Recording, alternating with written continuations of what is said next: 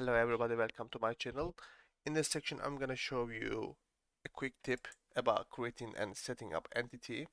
If you have a lot of entity which they have a common properties, shared properties like ID, created date, updated or raw version, which is I did in this project, just create a class which has virtual properties and abstract class and use an interface which we're going to use this interface later and use these base entities, create this one in the core layer, and obviously you're going to use a reference from core layer to entity layer, and you can use an inheritance from base entity to all of your um, different separate entities.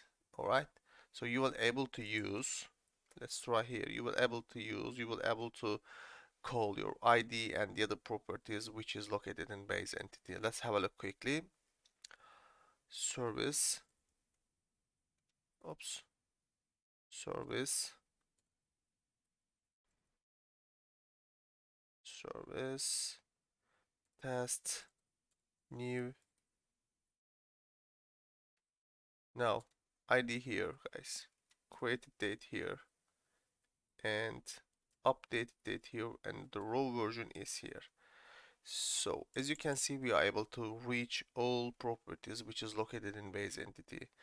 But why we created an interface? When it comes to the creating a generic repository, we just able to define one class. If you just define a class here, you will able to reach the properties which is located in those classes.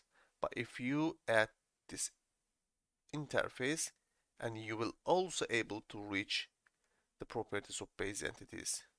Why we just type here base entity? Yeah, let's try this one.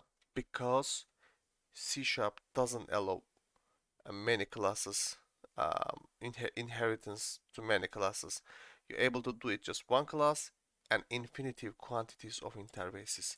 So that's why we created an interface and inheritance from use the inheritance from that interfaces. For the first tips, it's going to be that's all, and let's see you on the next tip, guys. Take care of yourself. Bye bye.